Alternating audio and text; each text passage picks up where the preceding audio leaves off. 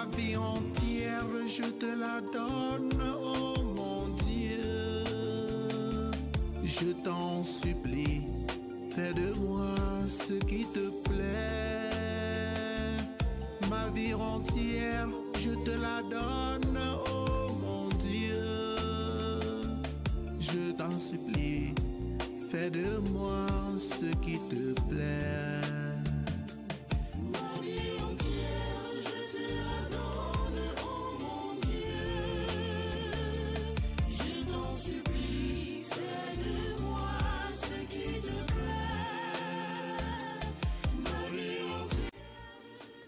Frères et sœurs en Christ, bienvenue à la méditation de la parole de Dieu de ce mardi 3 octobre 2023, 26e mardi du temps ordinaire de l'année A.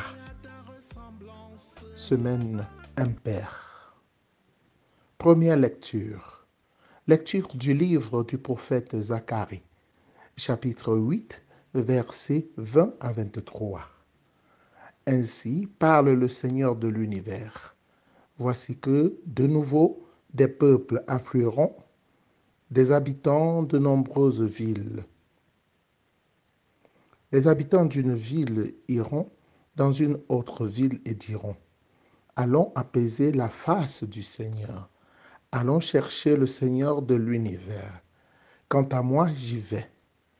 Des peuples nombreux et des nations puissantes viendront à Jérusalem chercher le Seigneur de l'univers et apaiser sa face. Ainsi parle le Seigneur de l'univers. En ces jours-là, 10 hommes de toute langue et de toute nation saisiront un juif par son vêtement et lui diront : nous voulons aller avec vous, car nous avons appris que Dieu est avec vous. Parole du Seigneur. Nous rendons grâce à Dieu.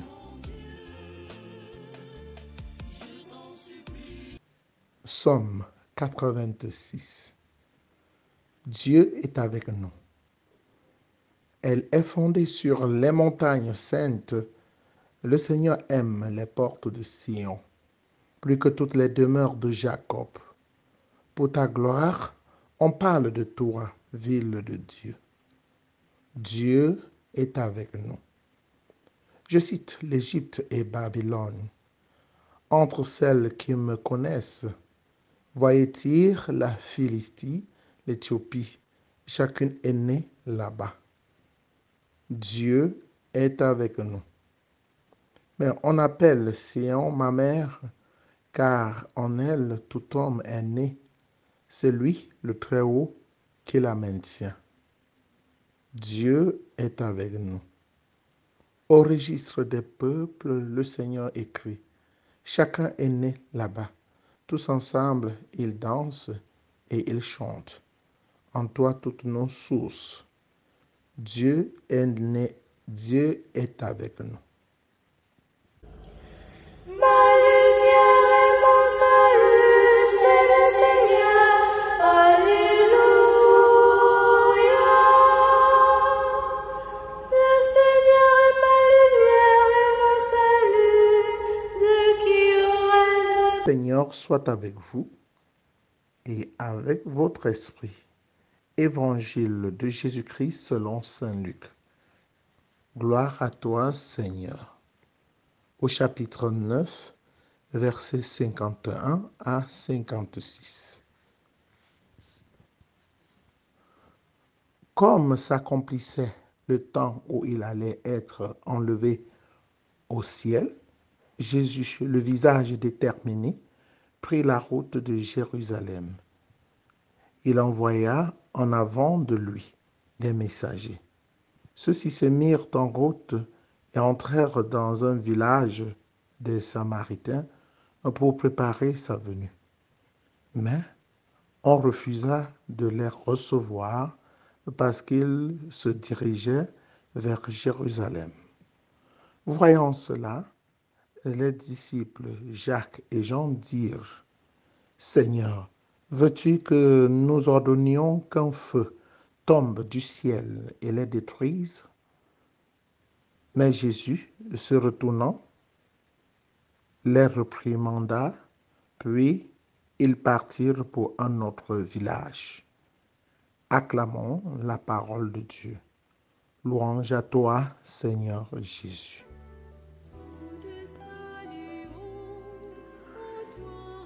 Très chers frères et sœurs en Christ, bonjour. La parole de Dieu de ce mardi 3 octobre, 26e de l'année du temps ordinaire, année A, nous invite à la paix. Les béatitudes déjà nous invitent aussi à la paix. Heureux les artisans de paix, car ils verront Dieu. Ils auront la terre promise.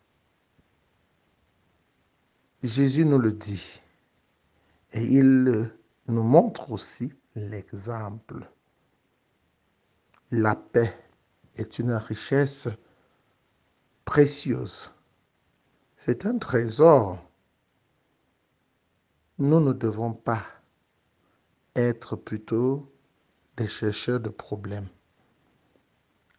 Nous devons en tout temps, en tout lieu, désirer toujours la paix, travailler pour restaurer la paix, pour que la paix règne. Rappelons-nous qu'après sa résurrection, chaque fois que Jésus a apparu à ses disciples, la salutation sortie de sa bouche leur envoyait toujours la paix. La paix soit avec vous. La paix soit avec vous. La paix est menacée entre les hommes parce que les hommes ont toujours tendance à s'opposer aux autres pour mieux être vus, pour s'imposer, pour être le premier. C'est ce qui animait aussi les apôtres, Jacques et Jean, lorsqu'ils ont rencontré l'opposition qui refusaient de leur recevoir. Les Samaritains refusaient de recevoir Jésus avec ses disciples parce qu'ils se rendaient à Jérusalem. Ils se dirigeaient vers Jérusalem. Si ceux-ci n'étaient pas des artisans de paix, ils se seraient livrés à une bataille. D'ailleurs, Jacques et Jean posent la question à Jésus. Seigneur, veux-tu que nous ordonnions qu'un feu tombe du ciel et les détruise? Ils ont tous les moyens spirituels pour s'opposer. Rechercher la paix ne veut pas dire qu'on est faible, ne veut pas dire qu'on ne dispose pas des moyens pour engager la guerre. Non. Rechercher la paix, c'est prendre conscience de la nécessité de la paix pour notre bonheur, pour notre joie.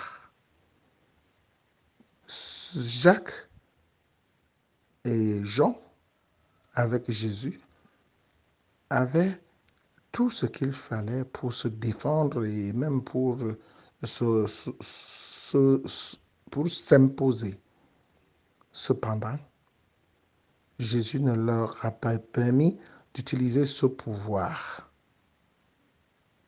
Jésus est Dieu, homme de paix. Il nous apporte la paix. C'est la raison pour laquelle il se retourne vers ses disciples pour leur dire, pour les réprimander. Et c'est un homme de paix, un exemple qu'il nous montre.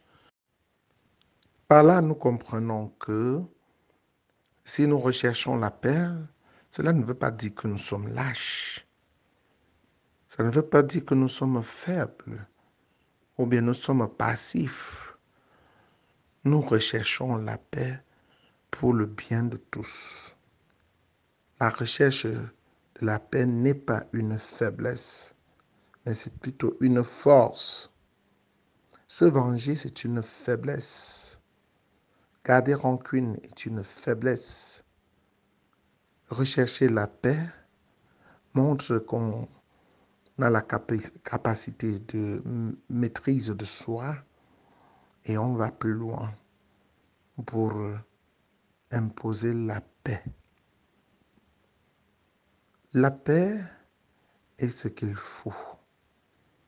Pour qu'il y ait la paix, il faut accepter de pardonner.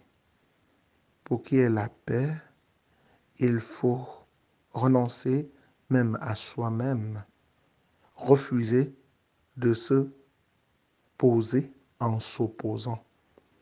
Lorsque nous choisissons plutôt de nous opposer, nous nous engageons ainsi à la guerre, dans la guerre. Et la guerre ne profite à personne. La guerre détruit.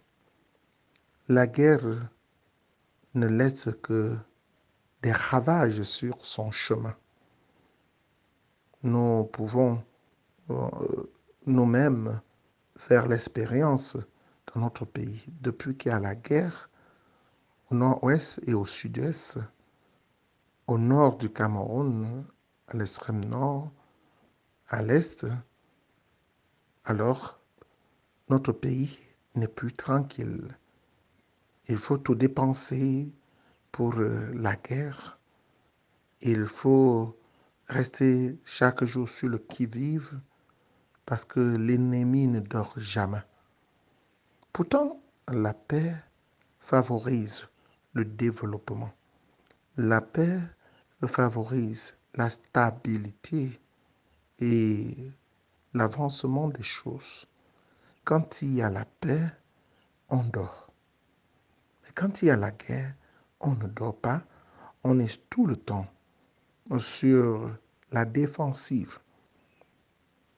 Oui, frères et sœurs en Christ, c'est la paix qu'il faut rechercher et non pas la guerre. Jésus, se retournant, réprimanda ses disciples pour leur rappeler leur devoir de rechercher la paix.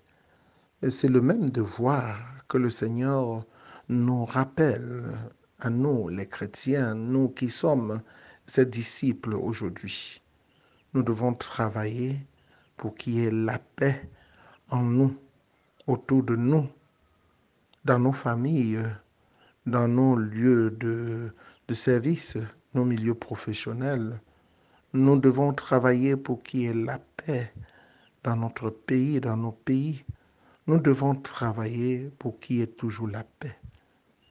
Certes, nous allons rencontrer sur nos chemins des personnes qui nous piétinent et qui recherchent la guerre. Comme Jésus, Jacques et Jean avaient rencontré sur leur chemin ces Samaritains qui refusèrent de les accueillir. Nous allons aussi rencontrer des gens qui s'opposent à nous, mais nous n'allons pas nous livrer à la bataille. Nous ne devons pas nous livrer à la bataille. La paix à tout prix, rien que la paix. Au lieu de se livrer à la bataille, à la guerre, mieux vaut changer de chemin. Jésus avait choisi plutôt de partir pour un autre village. Partir pour un autre village, changer de chemin pour sauvegarder la paix. Parce que la paix est un bien précieux à ne pas perdre. Oui, frères et sœurs en Christ, la paix vient de Dieu. La paix véritable vient de Dieu. Et c'est cette paix que nous recherchons en lui, la tranquillité. Saint Augustin nous disait dans ses écrits, « Tu nous as fait sans nous, Seigneur, et notre cœur est sans repos tant qu'il ne repose en toi. » Lorsque nous cherchons Dieu, comme il est écrit dans la première lecture de ce jour, du livre de Zacharie, du prophète Zacharie, au chapitre 8, versets 20 à 23. Alors, lorsque nous cherchons Dieu, nous cherchons en lui cette paix. L'homme est exposé à des phénomènes métaphysiques, à des réalités métaphysiques qui le perturbent, entre autres la mort, la question de la mort, la question de la maladie et bien d'autres. Ces questions dépassent son entendement et il est troublé. Sa condition existentielle l'expose à toutes ces angoisses. Où doit-il retrouver la paix? N'est-ce pas en Dieu? N'est-ce pas en Jésus? Oui, frères et sœurs en Christ, retrouvons notre paix en Jésus. En ces jours-là, 10 hommes de toute langue et de toute nation saisiront un juif par son vêtement et lui diront, « Nous voulons aller avec vous, car nous avons appris que Dieu est avec vous. » Là où il y a Dieu, là il y a aussi la paix. Chers frères et sœurs en Christ, cherchons Dieu pour qu'il nous donne cette paix, pour qu'il nous couvre de la paix. Prions pour avoir toujours la paix entre nous, en nous. Prions et soyons prêts de renoncer à nous-mêmes pour avoir cette paix. Prions le Seigneur.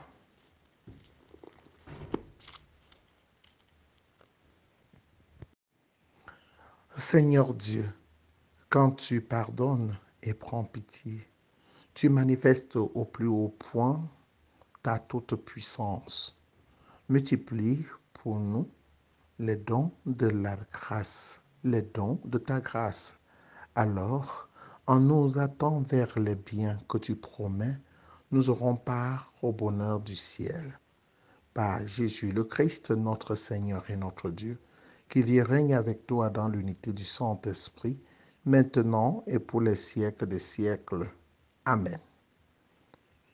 Bonne journée à vous tous, en compagnie de Sainte Thérèse l'Enfant Jésus et de vos anges gardiens.